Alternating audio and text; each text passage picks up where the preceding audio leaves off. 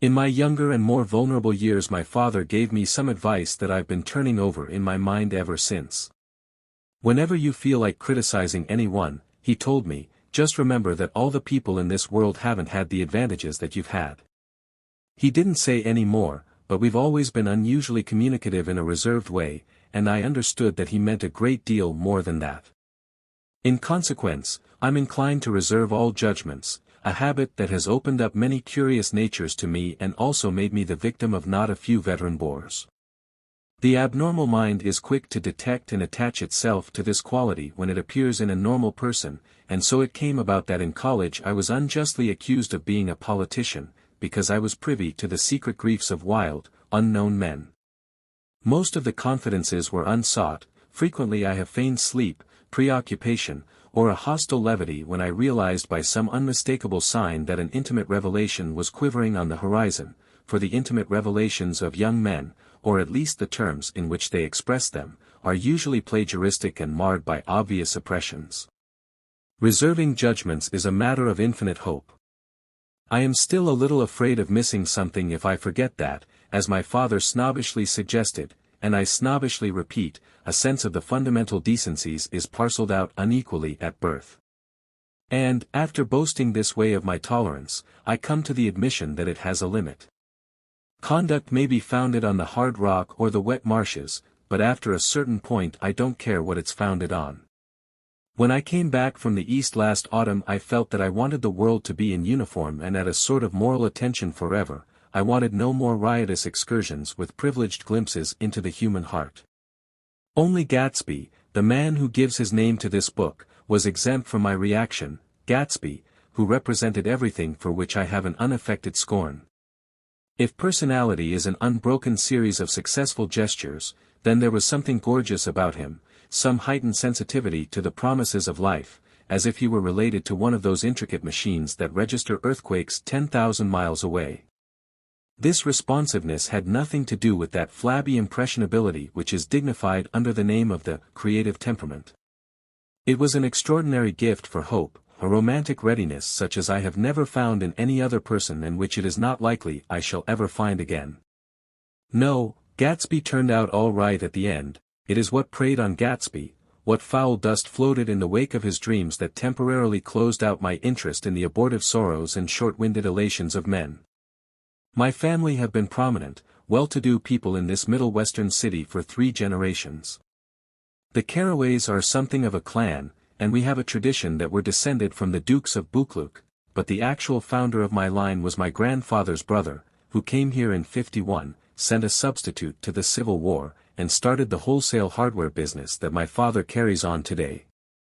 I never saw this great uncle, but I'm supposed to look like him, with special reference to the rather hard-boiled painting that hangs in father's office. I graduated from New Haven in 1915, just a quarter of a century after my father, and a little later I participated in that delayed Teutonic migration known as the Great War. I enjoyed the counter-raid so thoroughly that I came back restless. Instead of being the warm center of the world, the Middle West now seemed like the ragged edge of the universe, so I decided to go east and learn the bond business. Everybody I knew was in the bond business, so I supposed it could support one more single man. All my aunts and uncles talked it over as if they were choosing a prep school for me, and finally said, "Why, yes," with very grave, hesitant faces. Father agreed to finance me for a year, and after various delays I came east, permanently, I thought, in the spring of '22. The practical thing was to find rooms in the city, but it was a warm season, and I had just left a country of wide lawns and friendly trees, so when a young man at the office suggested that we take a house together in a commuting town, it sounded like a great idea. He found the house, a weather-beaten cardboard bungalow at $80 a month, but at the last minute the firm ordered him to Washington, and I went out to the country alone. I had a dog, at least I had him for a few days until he ran away, and an old Dodge and a Finnish woman, who made my bed and cooked breakfast and muttered Finnish wisdom to herself over the electric stove. It was lonely for a day or so until one morning some man, more recently arrived than I, stopped me on the road. "How do you get to West Egg Village?" he asked helplessly. I told him. And as I walked on I was lonely no longer. I was a guide, a pathfinder, an original settler. He had casually conferred on me the freedom of the neighborhood. And so with the sunshine and the great bursts of leaves growing on the trees, just as things grow in fast movies, I had that familiar conviction that life was beginning over again with the summer. There was so much to read, for one thing, and so much fine health to be pulled down out of the young breath-giving air. I bought a dozen volumes on banking and credit and investment securities, and they stood on my shelf in red and gold like new money from the mint, promising to unfold the shining secrets that only Midas and Morgan and Maecenas knew. And I had the high intention of reading many other books besides. I was rather literary in college. One year I wrote a series of very solemn and obvious editorials for the Yale News. And now I was going to bring back all such things into my life and become again that most limited of all specialists, the well-rounded man. This isn't just an epigram, life is much more successfully looked at from a single window, after all. It was a matter of chance that I should have rented a house in one of the strangest communities in North America. It was on that slender riotous island which extends itself due east of New York, and where there are, among other natural curiosities, two unusual formations of land. 20 miles from the city a pair of enormous eggs, identical in contour and separated only by a courtesy bay, jut out into the most domesticated body of salt water in the Western Hemisphere, the great wet barnyard of Long Island Sound. They are not perfect ovals, like the egg in the Columbus story, they are both crushed flat at the contact end, but their physical resemblance must be a source of perpetual confusion to the gulls that fly overhead. To the wingless a more arresting phenomenon is their dissimilarity in every particular except shape and size. I lived at West Egg, the less fashionable of the two, though this is a most superficial tag to express the bizarre and not a little sinister contrast between them. My house was at the very tip of the egg, only 50 yards from the Sound, and squeezed between two huge places that rented for $12,000 or $15,000 a season. The one on my right was a colossal affair by any standard, it was a factual imitation of some Hôtel de Ville in Normandy, with a tower on one side, spanking new under a thin beard of raw ivy, and a marble swimming pool, and more than 40 acres of lawn and garden. It was Gatsby's mansion. Or, rather, as I didn't know Mr. Gatsby, it was a mansion inhabited by a gentleman of that name.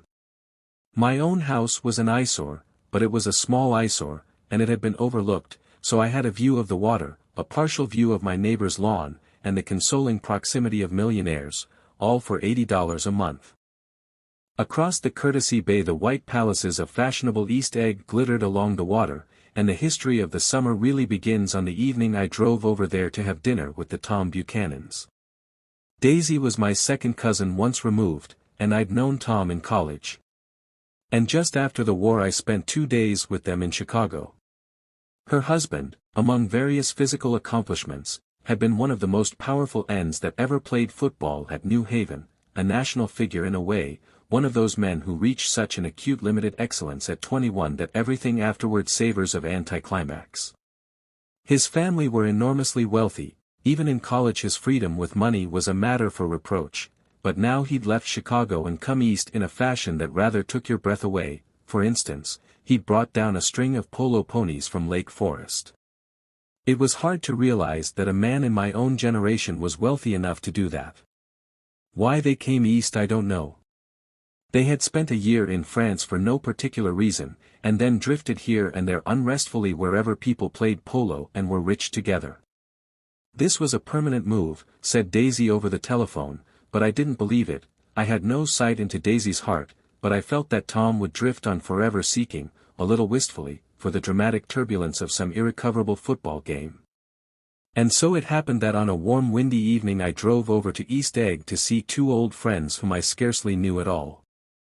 Their house was even more elaborate than I expected, a cheerful red and white Georgian colonial mansion, overlooking the bay. The lawn started at the beach and ran toward the front door for a quarter of a mile, jumping over sundials and brick walks and burning gardens, finally when it reached the house drifting up the side in bright vines as though from the momentum of its run. The front was broken by a line of French windows, glowing now with reflected gold and wide open to the warm windy afternoon, and Tom Buchanan in riding clothes was standing with his legs apart on the front porch. He had changed since his New Haven years. Now he was a sturdy straw-haired man of 30 with a rather hard mouth and a supercilious manner. Two shining arrogant eyes had established dominance over his face and gave him the appearance of always leaning aggressively forward. Not even the effeminate swank of his riding clothes could hide the enormous power of that body. He seemed to fill those glistening boots until he strained the top lacing, and you could see a great pack of muscle shifting when his shoulder moved under his thin coat. It was a body capable of enormous leverage, a cruel body. His speaking voice, a gruff husky tenor, added to the impression of fractiousness he conveyed. There was a touch of paternal contempt in it, even toward people he liked, and there were men at New Haven who had hated his guts. "Now, don't think my opinion on these matters is final," he seemed to say, "just because I'm stronger and more of a man than you are." We were in the same senior society, and while we were never intimate I always had the impression that he approved of me and wanted me to like him with some harsh, defiant wistfulness of his own. We talked for a few minutes on the sunny porch. "I've got a nice place here," he said, his eyes flashing about restlessly. Turning me around by one arm, he moved a broad flat hand along the front vista, including in its sweep a sunken Italian garden, a half-acre of deep, pungent roses, and a snub-nosed motorboat that bumped the tide offshore. It belonged to Domain, the oil man. He turned me around again, politely and abruptly. "We'll go inside." We walked through a high hallway into a bright rosy-colored space, fragilely bound into the house by French windows at either end. The windows were ajar and gleaming white against the fresh grass outside that seemed to grow a little way into the house. A breeze blew through the room, blew curtains in at one end and out the other like pale flags, twisting them up toward the frosted wedding cake of the ceiling, and then rippled over the wine-colored rug, making a shadow on it as wind does on the sea. The only completely stationary object in the room was an enormous couch on which two young women were buoyed up as though upon an anchored balloon. They were both in white, and their dresses were rippling and fluttering as if they had just been blown back in after a short flight around the house. I must have stood for a few moments listening to the whip and snap of the curtains and the groan of a picture on the wall. Then there was a boom as Tom Buchanan shut the rear windows and the caught wind died out about the room, and the curtains and the rugs and the two young women ballooned slowly to the floor. The younger of the two was a stranger to me. She was extended full length at her end of the divan, completely motionless, and with her chin raised a little, as if she were balancing something on it which was quite likely to fall. If she saw me out of the corner of her eyes she gave no hint of it. Indeed, I was almost surprised into murmuring an apology for having disturbed her by coming in. The other girl, Daisy, made an attempt to rise. She leaned slightly forward with a conscientious expression, then she laughed, an absurd, charming little laugh, and I laughed too and came forward into the room. "I'm paralyzed with happiness." She laughed again, as if she said something very witty, and held my hand for a moment, looking up into my face, promising that there was no one in the world she so much wanted to see. That was a way she had. She hinted in a murmur that the surname of the balancing girl was Baker. I've heard it said that Daisy's murmur was only to make people lean toward her, an irrelevant criticism that made it no less charming. At any rate, Miss Baker's lips fluttered, she nodded at me almost imperceptibly, and then quickly tipped her head back again. The object she was balancing had obviously tottered a little and given her something of a fright. Again a sort of apology arose to my lips. Almost any exhibition of complete self-sufficiency draws a stunned tribute from me. I looked back at my cousin, who began to ask me questions in her low, thrilling voice. It was the kind of voice that the ear follows up and down, as if each speech is an arrangement of notes that will never be played again. Her face was sad and lovely with bright things in it, bright eyes and a bright passionate mouth, but there was an excitement in her voice that men who had cared for her found difficult to forget, a singing compulsion, a whispered listen, a promise that she had done gay, exciting things just a while since and that there were gay, exciting things hovering in the next hour. I told her how I had stopped off in Chicago for a day on my way east, and how a dozen people had sent their love through me. "Do they miss me?" she cried ecstatically. "The whole town is desolate. All the cars have the left rear wheel painted black as a mourning wreath, and there's a persistent wail all night along the North Shore. How gorgeous! Let's go back, Tom. Tomorrow." Then she added irrelevantly, "You ought to see the baby." "I'd like to. She's asleep. She's 3 years old. Haven't you ever seen her?" "Never." "Well, you ought to see her. She's—" Tom Buchanan, who had been hovering restlessly about the room, stopped and rested his hand on my shoulder. "What you doing, Nick?" "I'm a bond man." "Who with?" I told him. "Never heard of them," he remarked decisively. This annoyed me. "You will," I answered shortly. "You will if you stay in the East." "Oh, I'll stay in the East, don't you worry," he said, glancing at Daisy and then back at me, as if he were alert for something more. "I'd be a goddamned fool to live anywhere else." At this point Miss Baker said, "Absolutely," with such suddenness that I started. It was the first word she uttered since I came into the room. Evidently it surprised her as much as it did me, for she yawned and with a series of rapid, deft movements stood up into the room. "I'm stiff," she complained, "I've been lying on that sofa for as long as I can remember." "Don't look at me," Daisy retorted, "I've been trying to get you to New York all afternoon." "No, thanks," said Miss Baker to the 4 cocktails just in from the pantry, "I'm absolutely in training." Her host looked at her incredulously. "You are?" He took down his drink as if it were a drop in the bottom of a glass. "How you ever get anything done is beyond me." I looked at Miss Baker, wondering what it was she got done. I enjoyed looking at her. She was a slender, small-breasted girl, with an erect carriage, which she accentuated by throwing her body backward at the shoulders like a young cadet. Her gray sun-strained eyes looked back at me with polite reciprocal curiosity out of a wan, charming, discontented face. It occurred to me now that I had seen her, or a picture of her, somewhere before. "You live in West Egg," she remarked contemptuously. "I know somebody there." "I don't know a single." "You must know Gatsby." "Gatsby?" demanded Daisy. "What Gatsby?" Before I could reply that he was my neighbor, dinner was announced. Wedging his tense arm imperatively under mine, Tom Buchanan compelled me from the room as though he were moving a checker to another square. Slenderly, languidly, their hands set lightly on their hips, the 2 young women preceded us out onto a rosy-colored porch, open toward the sunset, where 4 candles flickered on the table in the diminished wind. "Why candles?" objected Daisy, frowning. She snapped them out with her fingers.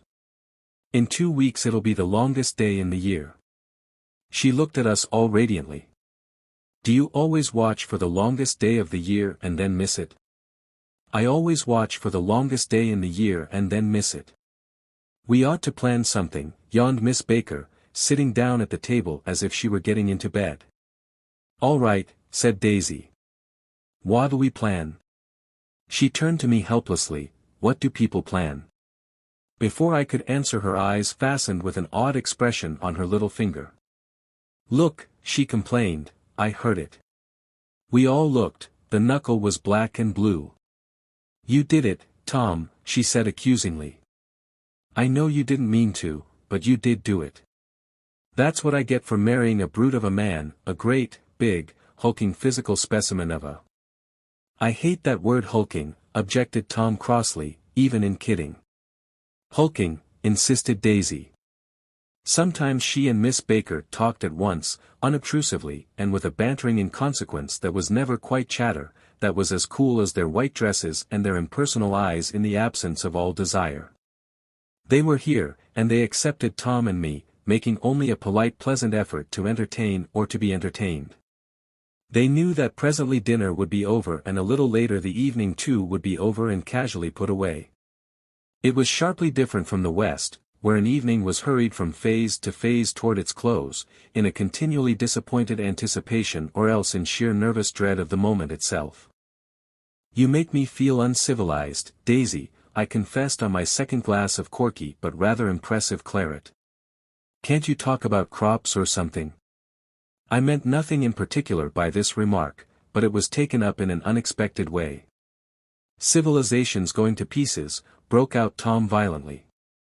I've gotten to be a terrible pessimist about things. Have you read The Rise of the Colored Empires by this man Goddard? Why, no, I answered, rather surprised by his tone. Well, it's a fine book, and everybody ought to read it. The idea is if we don't look out the white race will be utterly submerged. It's all scientific stuff, it's been proved. Tom's getting very profound, said Daisy, with an expression of unthoughtful sadness. He reads deep books with long words in them. What was that word we? Well, these books are all scientific, insisted Tom, glancing at her impatiently. This fellow has worked out the whole thing.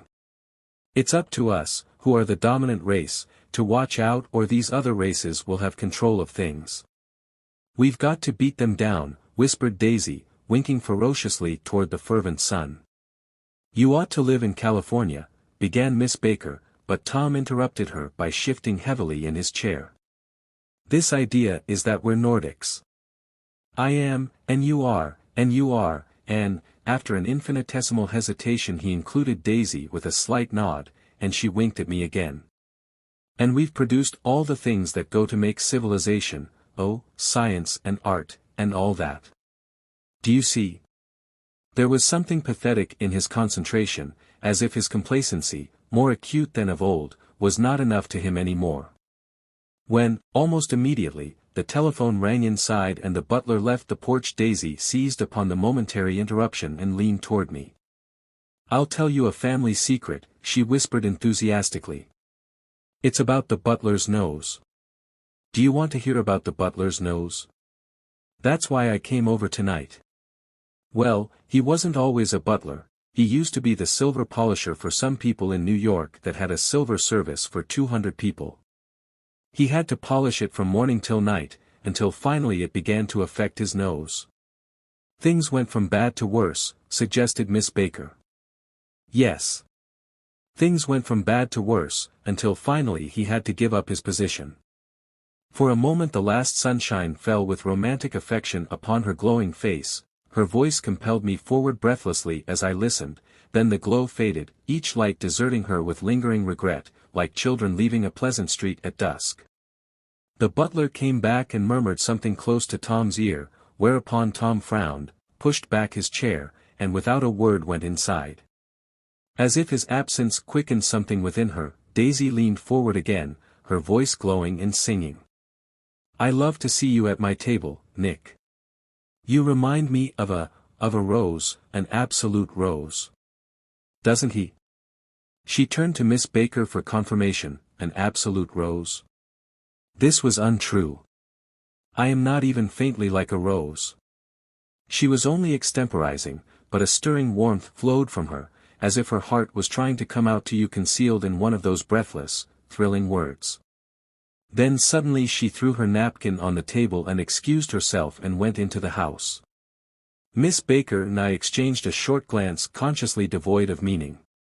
I was about to speak when she sat up alertly and said "sh" in a warning voice. A subdued impassioned murmur was audible in the room beyond, and Miss Baker leaned forward unashamed, trying to hear. The murmur trembled on the verge of coherence, sank down, mounted excitedly, and then ceased altogether. This Mr. Gatsby you spoke of is my neighbor, I said. Don't talk. I want to hear what happens. Is something happening? I inquired innocently. You mean to say you don't know, said Miss Baker, honestly surprised. I thought everybody knew. I don't. Why, she said hesitantly, Tom's got some woman in New York. Got some woman? I repeated blankly. Miss Baker nodded. She might have the decency not to telephone him at dinner time. Don't you think? Almost before I had grasped her meaning there was the flutter of a dress and the crunch of leather boots, and Tom and Daisy were back at the table. It couldn't be helped, cried Daisy with tense gaiety. She sat down, glanced searchingly at Miss Baker and then at me, and continued, I looked outdoors for a minute and it's very romantic outdoors. There's a bird on the lawn that I think must be a nightingale come over on the Cunard or White Star Line. He's singing away, her voice sang, it's romantic, isn't it, Tom? Very romantic, he said, and then miserably to me, if it's light enough after dinner, I want to take you down to the stables. The telephone rang inside, startlingly, and as Daisy shook her head decisively at Tom, the subject of the stables, in fact all subjects, vanished into air. Among the broken fragments of the last 5 minutes at table I remember the candles being lit again, pointlessly, and I was conscious of wanting to look squarely at every one, and yet to avoid all eyes. I couldn't guess what Daisy and Tom were thinking, but I doubt if even Miss Baker, who seemed to have mastered a certain hearty skepticism, was able utterly to put this fifth guest's shrill metallic urgency out of mind. To a certain temperament the situation might have seemed intriguing. My own instinct was to telephone immediately for the police. The horses, needless to say, were not mentioned again. Tom and Miss Baker, with several feet of twilight between them, strolled back into the library, as if to a vigil beside a perfectly tangible body, while, trying to look pleasantly interested and a little deaf, I followed Daisy around a chain of connecting verandas to the porch in front. In its deep gloom we sat down side by side on a wicker settee. Daisy took her face in her hands as if feeling its lovely shape, and her eyes moved gradually out into the velvet dusk. I saw that turbulent emotions possessed her, so I asked what I thought would be some sedative questions about her little girl. We don't know each other very well, Nick, she said suddenly. Even if we are cousins. You didn't come to my wedding. I wasn't back from the war. That's true. She hesitated. Well, I've had a very bad time, Nick, and I'm pretty cynical about everything. Evidently she had reason to be. I waited but she didn't say any more, and after a moment I returned rather feebly to the subject of her daughter. I suppose she talks, and eats, and everything. Oh, yes. She looked at me absently. Listen, Nick, let me tell you what I said when she was born.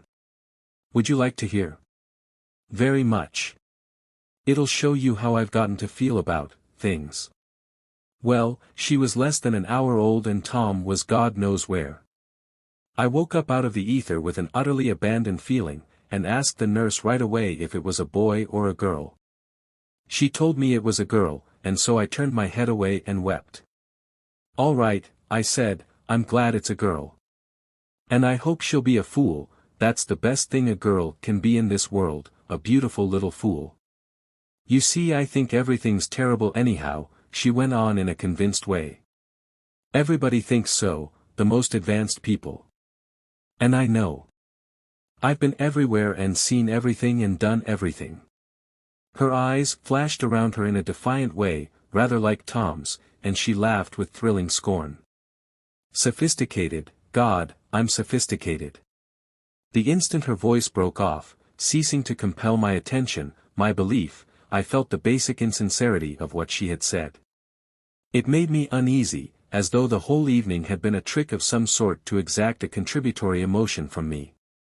I waited, and sure enough, in a moment she looked at me with an absolute smirk on her lovely face, as if she had asserted her membership in a rather distinguished secret society to which she and Tom belonged. Inside, the crimson room bloomed with light. Tom and Miss Baker sat at either end of the long couch and she read aloud to him from the Saturday Evening Post. The words, murmurous and uninflected, running together in a soothing tune. The lamplight, bright on his boots and dull on the autumn leaf yellow of her hair, glinted along the paper as she turned a page with a flutter of slender muscles in her arms. When we came in she held us silent for a moment with a lifted hand. To be continued, she said, tossing the magazine on the table, in our very next issue. Her body asserted itself with a restless movement of her knee, and she stood up. 10 o'clock, she remarked, apparently finding the time on the ceiling. Time for this good girl to go to bed. Jordan's going to play in the tournament tomorrow, explained Daisy, over at Westchester. Oh, you're Jordan Baker. I knew now why her face was familiar. Its pleasing contemptuous expression had looked out at me from many rotogravure pictures of the sporting life at Asheville and Hot Springs and Palm Beach. I had heard some story of her too, a critical, unpleasant story, but what it was I had forgotten long ago.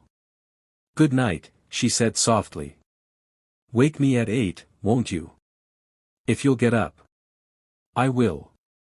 "Good night, Mr. Carroway. See you anon." "Of course you will," confirmed Daisy. "In fact, I think I'll arrange a marriage.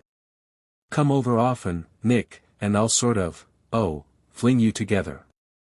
You know, lock you up accidentally in linen closets and push you out to sea in a boat, and all that sort of thing." "Good night," called Miss Baker from the stairs. "I haven't heard a word." "She's a nice girl," said Tom after a moment. "They oughtn't to let her run around the country this way." "Who oughtn't to?" inquired Daisy coldly. "Her family. Her family is one aunt about 1,000 years old. Besides, Nick's going to look after her, aren't you, Nick? She's going to spend lots of weekends out here this summer. I think the home influence will be very good for her." Daisy and Tom looked at each other for a moment in silence. "Is she from New York?" I asked quickly. "From Louisville. Our white girlhood was passed together there. Our beautiful white." "Did you give Nick a little heart-to-heart talk on the veranda?" demanded Tom suddenly. "Did I?" She looked at me. "I can't seem to remember, but I think we talked about the Nordic race." "Yes, I'm sure we did. It sort of crept up on us, and first thing you know." "Don't believe everything you hear, Nick," he advised me. I said lightly that I had heard nothing at all, and a few minutes later I got up to go home.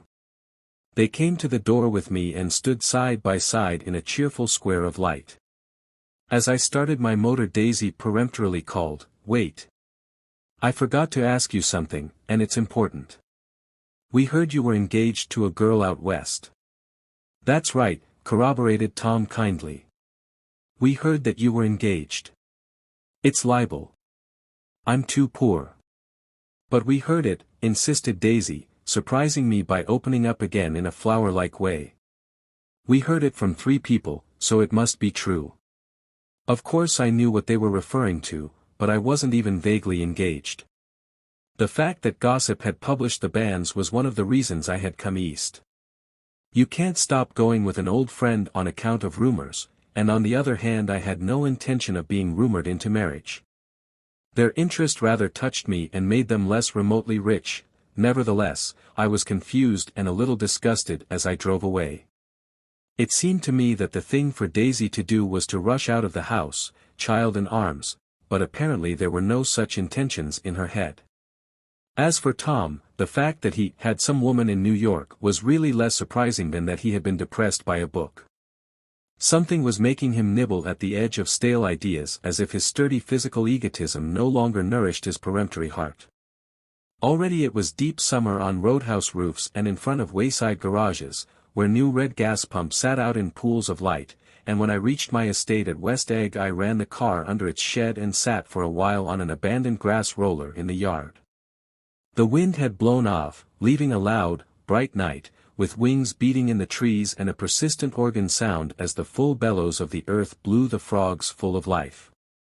The silhouette of a moving cat wavered across the moonlight, and turning my head to watch it, I saw that I was not alone.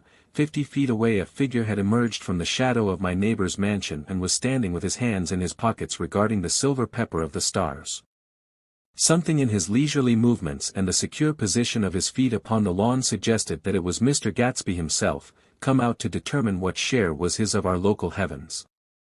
I decided to call to him. Miss Baker had mentioned him at dinner, and that would do for an introduction. But I didn't call to him, for he gave a sudden intimation that he was content to be alone. He stretched out his arms toward the dark water in a curious way, and, far as I was from him, I could have sworn he was trembling. Involuntarily I glanced seaward, and distinguished nothing except a single green light, minute and far away, that might have been the end of a dock. When I looked once more for Gatsby he had vanished, and I was alone again in the unquiet darkness.